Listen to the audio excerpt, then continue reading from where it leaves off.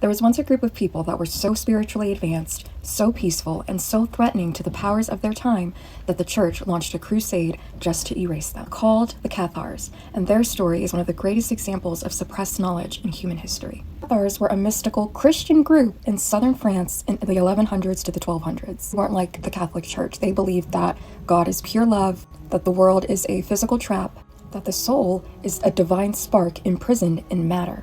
Men and women are spiritually equal, and no human institution has the right to control your salvation. Basically, they were about 800 years ahead of their time. The Cathars believed that you didn't need priests or churches or any kind of hierarchy. Their perfecti, or what they called their spiritual leaders, lived simple, pure lives. No materialism, no corruption, no fear-based doctrine. The Cathars believed that every person could access the divine directly. And that is what made the church panic. No middleman, no institution, no gatekeeper. That idea alone was enough to threaten the entire power structure of medieval Europe.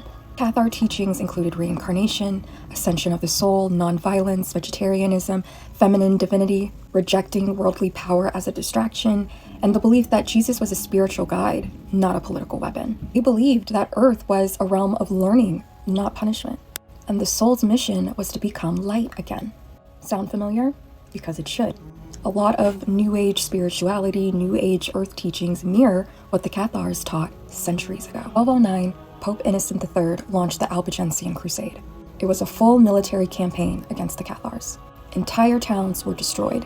Tens of thousands of people, men, women, children, were killed. Even villages that sheltered Cathars were burned to the ground. Their goal was to wipe them out completely. Kill them all.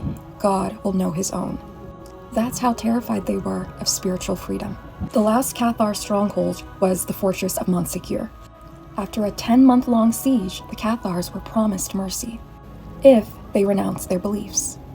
But they all refused. On March 16, 1244, over 200 Cathars walked into a burning pyre, singing, choosing death over denying their truth.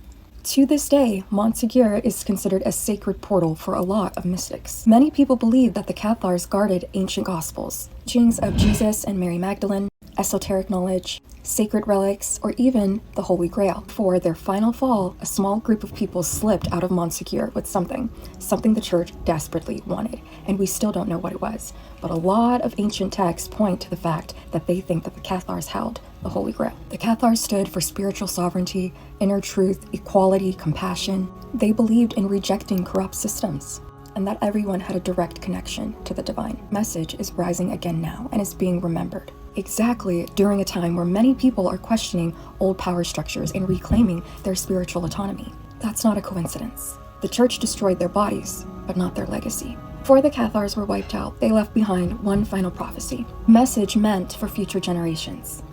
Us. The prophecy states, we will return in 700 years when the Laurel turns green again. The Laurel, which is their sacred symbol, represented truth, purity, and the light returning to Earth after a long period of darkness. 700 years from their fall in 1244 was the year 1944, the beginning of the global awakening. From that point forward, hidden knowledge resurfaced, religious control began to crumble.